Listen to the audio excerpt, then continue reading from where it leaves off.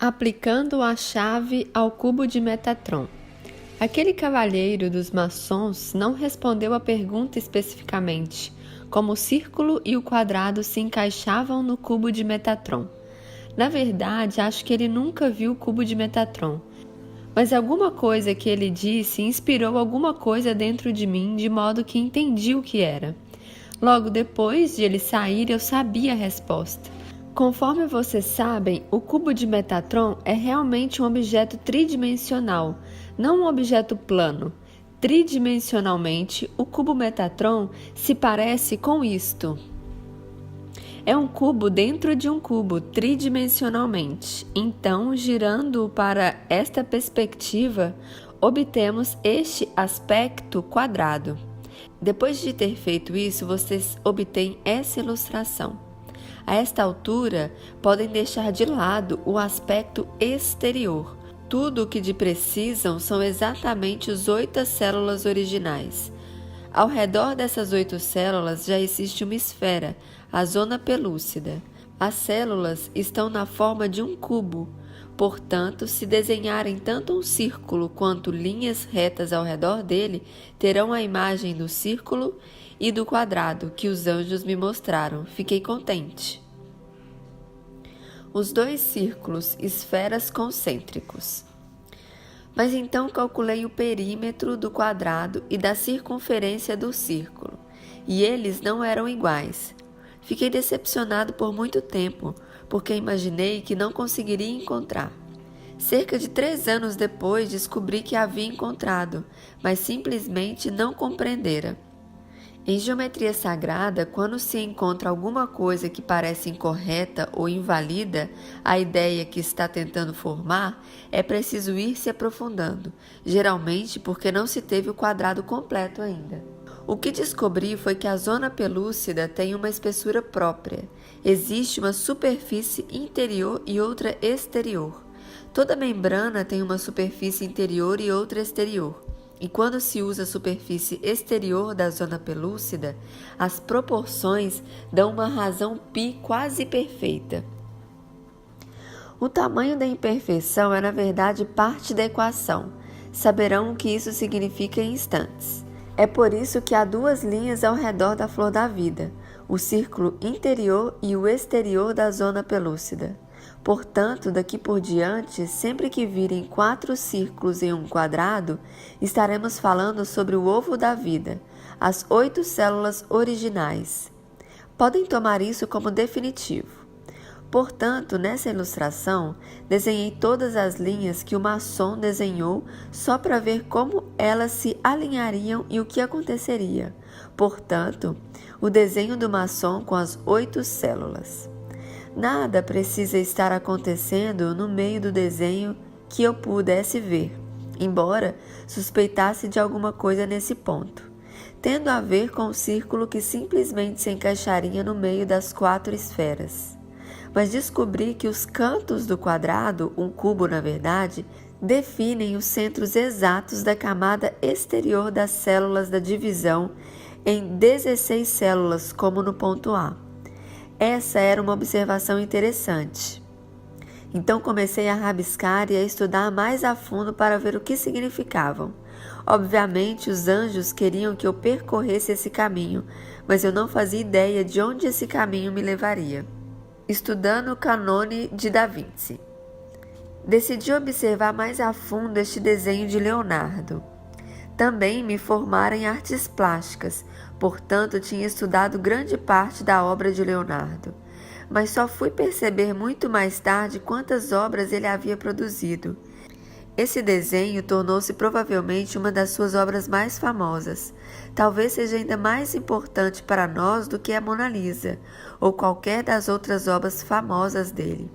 Esse tipo de desenho, um padrão de alguma coisa, neste caso um padrão para os seres humanos, é chamado de cânone, um cânone humano.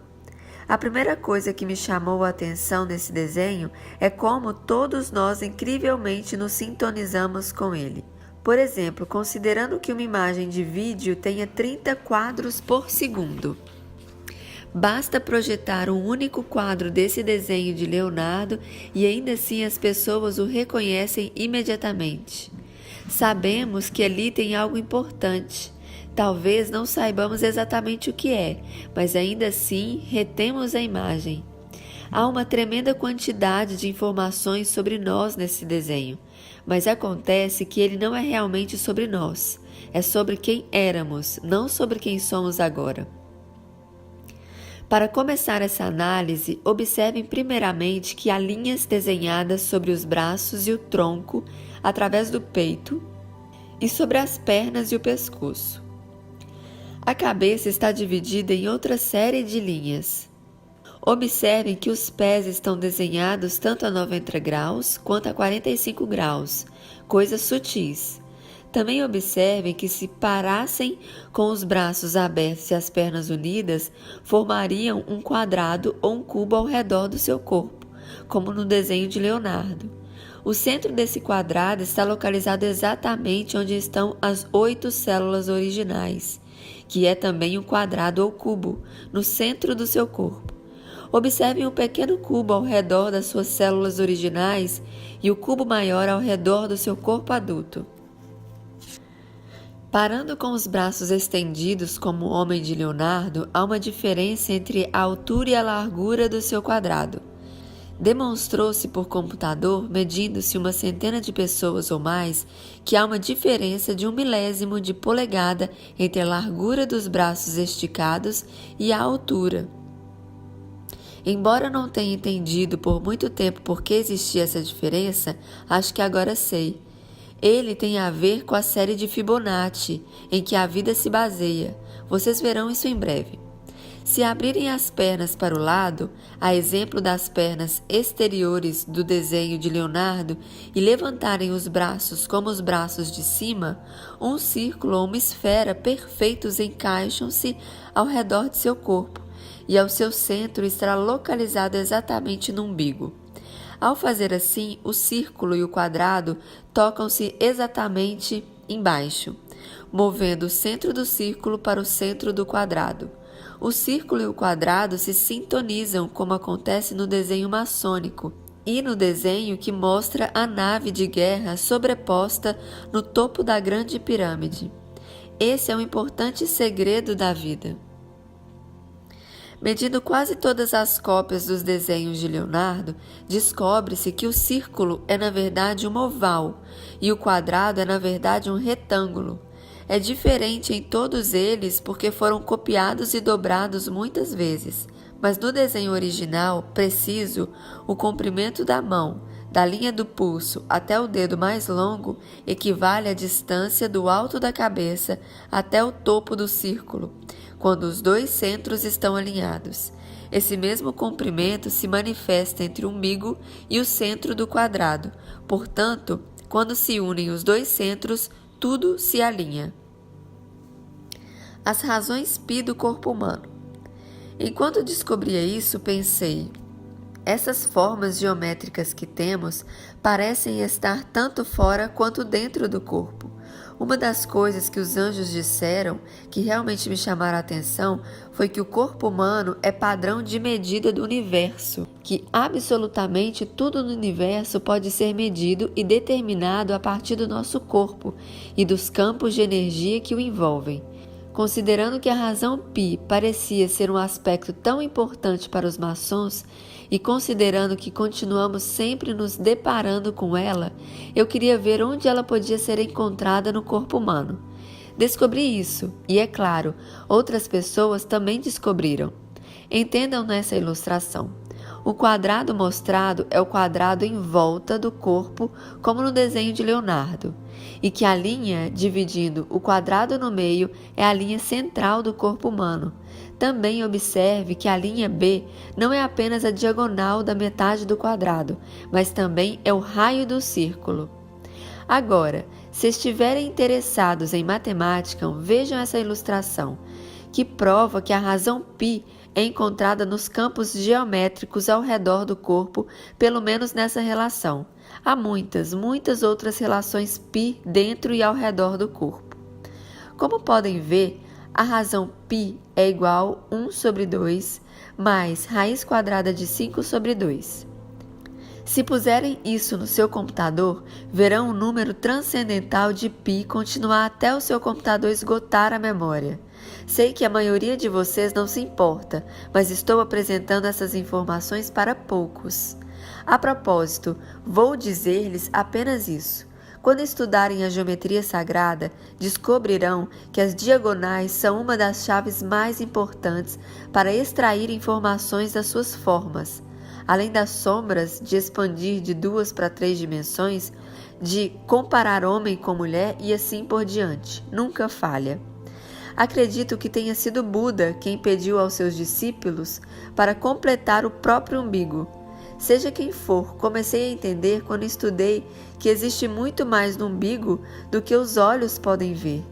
Então encontrei um livro de medicina, cujos autores também devem ter ouvido Buda, porque eles fizeram uma infinidade de pesquisas sobre o umbigo.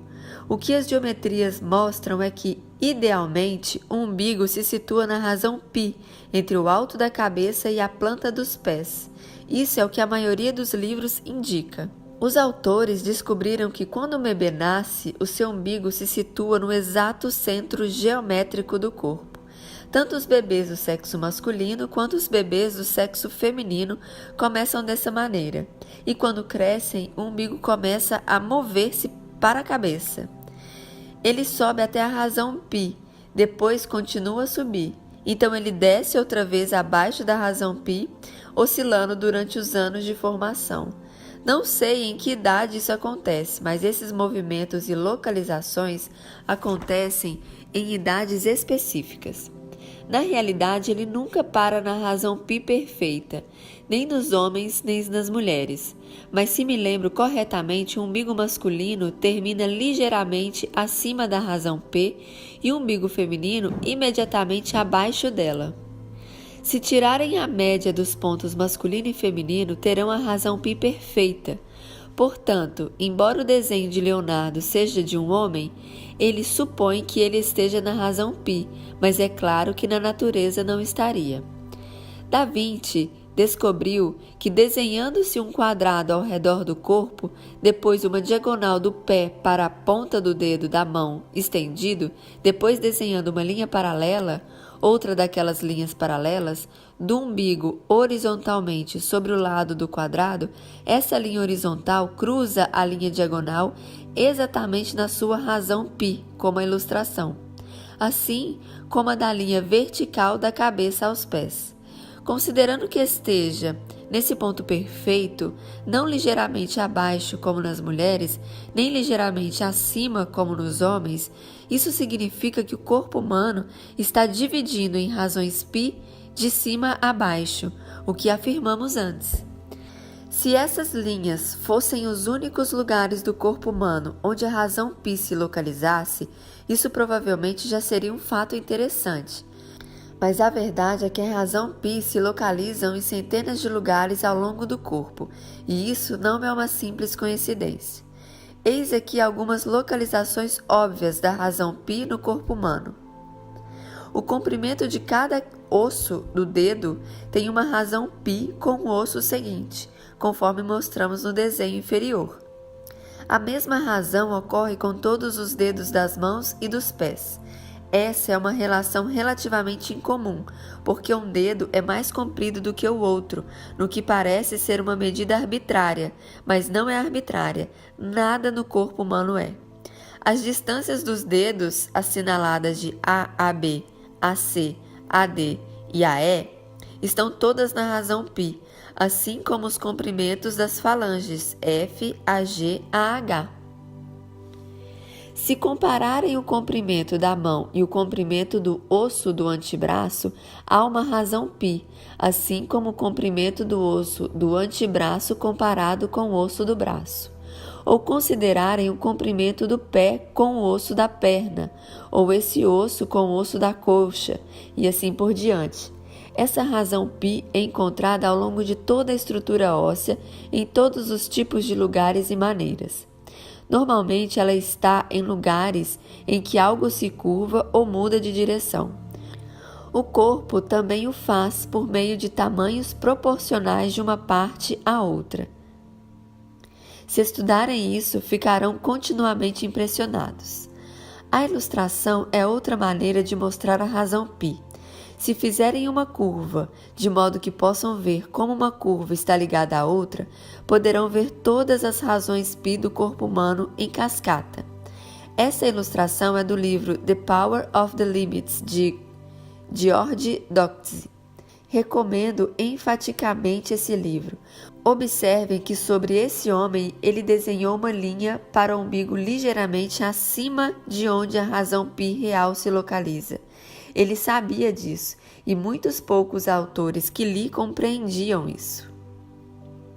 Quero falar sobre essa estátua grega. Os gregos estavam bem a par dessas informações sobre as razões π. Também estavam os egípcios e muitos povos dos tempos antigos. Quando criavam uma obra de arte como esta, na realidade estavam usando os dois lados do cérebro simultaneamente.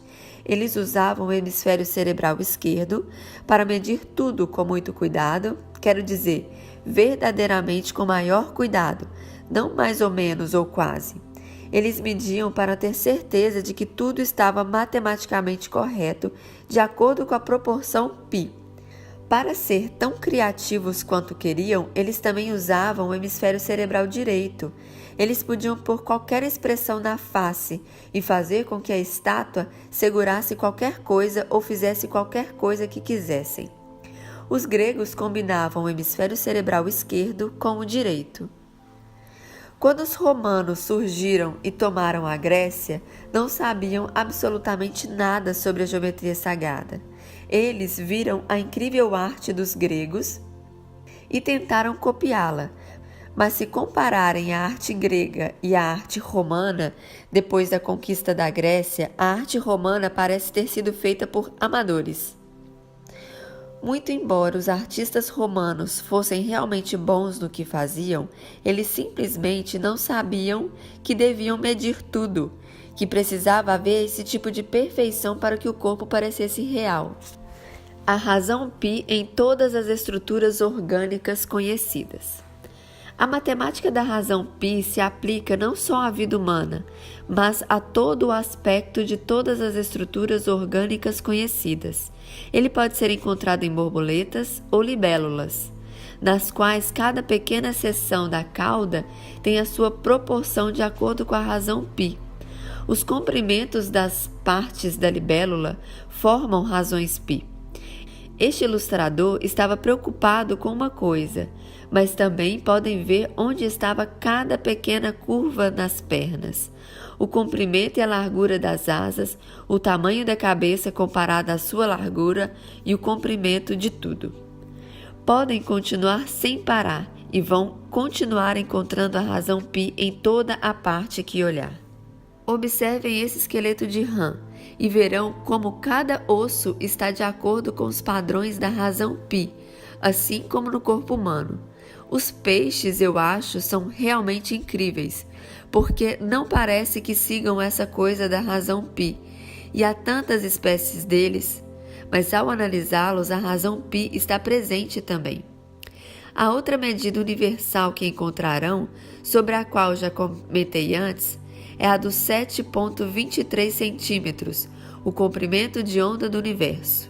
Vocês encontram esse comprimento de onda espalhado ao longo do corpo, como na distância entre os seus olhos, mas a razão π ocorre com maior frequência do que qualquer outra coisa. Depois de determinar uma medida para qualquer espécie, então qualquer outra medida nessa espécie segue a proporção π. Dizendo de outra maneira, só existem determinadas possibilidades na estrutura humana, e uma vez que se determine o tamanho de uma parte do corpo, isso determina o tamanho da parte seguinte, e assim por diante. Daqui a pouco vou mostrar a vocês o prédio egípcio que Lucy Lamb construiu medindo simplesmente um pedaço das ruínas. Foi assim que ela fez. Depois de conhecer o tamanho da primeira peça, sabia que cada forma depois daquela estaria relacionada a ela em razão π. Na arquitetura deste pagode japonês encontram-se as proporções π, Isso ilustra outro aspecto sobre a criatividade que quero fazê-los observar.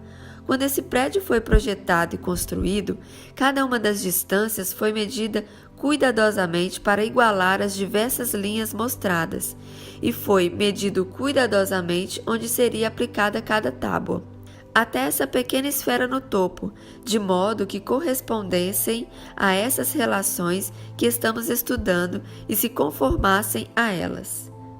Tenho certeza de que se alguém se der ao trabalho de verificar, verá que o tamanho das pontas das janelas e provavelmente de cada detalhe estará baseado nas proporções π ou em alguma outra geometria sagrada.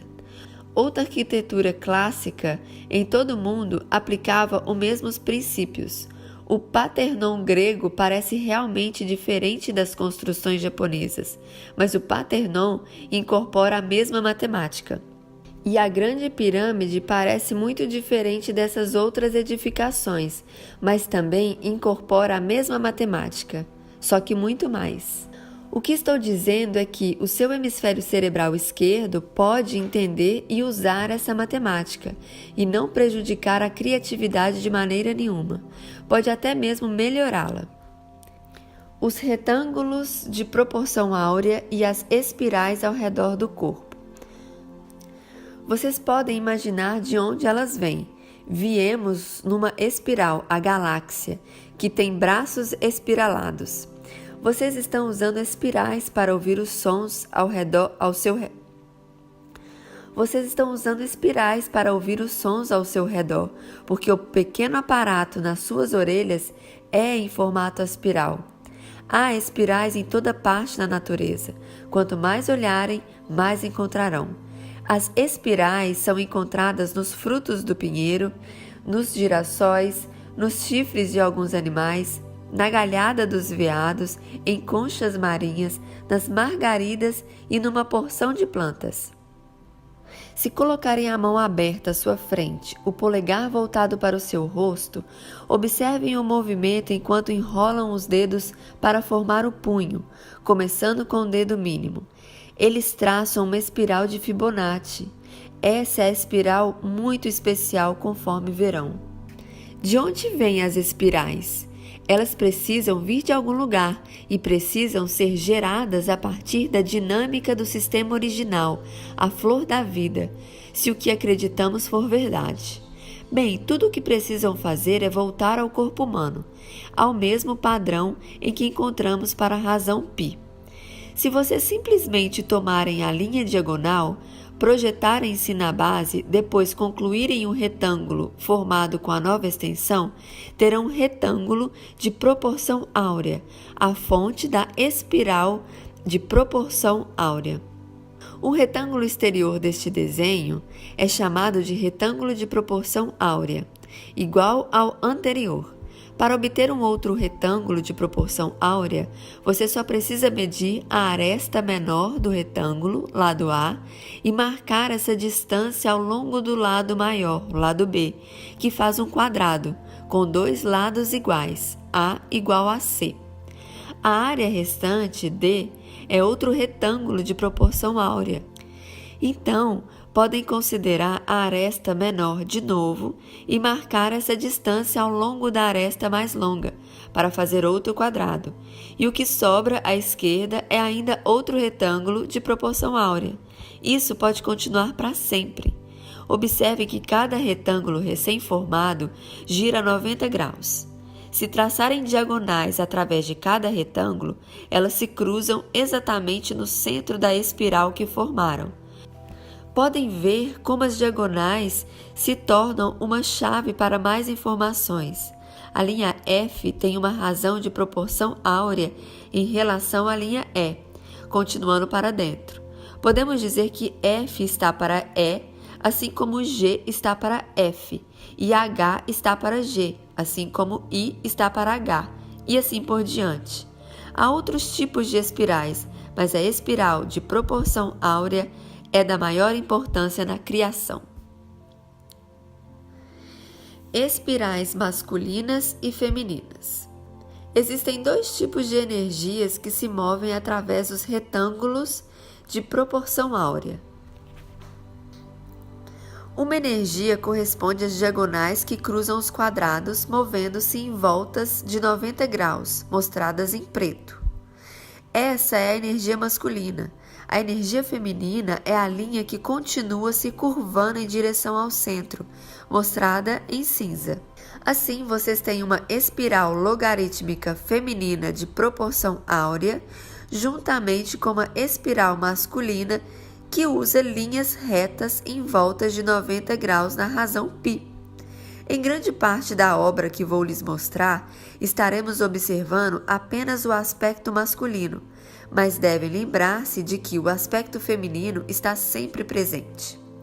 Alguns livros afirmam que, se desenharmos uma linha horizontal através do umbigo do homem da Vinci, o que resta na parte de baixo é um retângulo de proporção áurea, e que, se desenharmos uma linha do canto superior do quadrado maior até o ponto médio dos pés, o centro do lado oposto do quadrado, essa semidiagonal passará através do centro exato de uma espiral de proporção áurea, conforme mostrado nessa ilustração. Já li diversos livros sobre o assunto e acredito que seja quase verdade. Mas uma outra coisa parece estar acontecendo que é importante compreender, se realmente quiserem conhecer a Mãe Natureza. Na verdade, estou convencido de que não existem retângulos ou espirais de proporção áurea, a menos que sejam feitos sinteticamente. A natureza não usa retângulos ou espirais de proporção áurea. Ela não sabe como fazê-lo. A razão pela qual a natureza não sabe como é, porque uma espiral de proporção áurea literalmente continua para dentro para sempre. Talvez não com lápis e papel, mas tecnicamente ela continua para todo sempre. Também se expande para fora para sempre, porque se pode pegar a linha mais comprida de qualquer retângulo de proporção áurea e continuar a fazer isso para sempre. Assim, um retângulo de proporção áurea não tem começo nem fim. Ele continua para dentro e para fora para sempre. Esse é um problema para a Mãe Natureza. A vida não sabe como lidar com algo que não tem começo nem fim. Podemos lidar mais ou menos com algo que não tem fim, mas se pensar a respeito, é difícil pensar em algo que não tem começo. Isso é difícil para nós, porque somos seres geométricos e a geometria tem centros, começos. Considerando-se que a vida não sabe como lidar com isso, ela encontrou um meio de enganar. Ela encontrou outra espiral com que criar. A vida descobriu um sistema matemático que aproxima isso tão bem que mal se pode perceber a diferença. Os livros dizem que essa espiral sobre o desenho de Leonardo, nessa ilustração, é uma espiral de proporção áurea, que eu digo que não pode ser verdadeiro. Além disso, não existe apenas uma espiral aqui. Há 8 espirais girando ao redor do corpo, uma para cada retângulo, de proporção áurea, conectado a 8 semidiagonais possíveis ao redor do corpo humano. Este desenho mostra o 8 que cruza o corpo humano. A ilustração mostra as 8 espirais com os seus 8 centros localizados ao redor do centro do corpo, no mesmo padrão e com o mesmo centro que os das 8 células originais dentro do corpo, certo? Leonardo desenhou essas linhas que fazem uma rede sobre o corpo e ao redor dele. Há 4 quadrados no centro, A, B, C e D, e 8 quadrados em volta deles, E até L. Esses 8 quadrados externos acontecem de estar onde as 8 semidiagonais da ilustração cruzam o corpo e onde as 8 espirais da ilustração começam. Assim, temos 8 lugares ao redor do corpo e um padrão central de 4 quadrados no meio, centrados exatamente ao redor das 8 células originais. A vida é incrível, não? Quando observei isso sobre o desenho de Leonardo, entendi que devia haver algo importante quanto ao relacionamento. Mas quando entendi que não há essa coisa de retângulo ou espiral de proporção áurea na natureza, comecei a suspeitar de que essas espirais eram provavelmente algo ligeiramente diferente. E isso é o que elas acabam sendo, ligeiramente diferentes.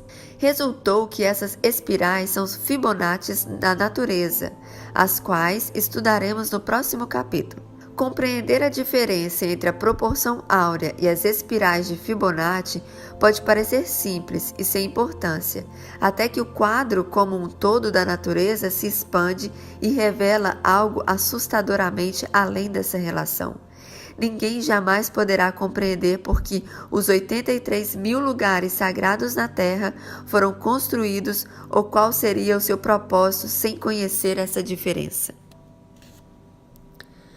No próximo vídeo entraremos no último capítulo, 8, e começaremos com o tópico Reconciliando a polaridade binária de Fibonacci.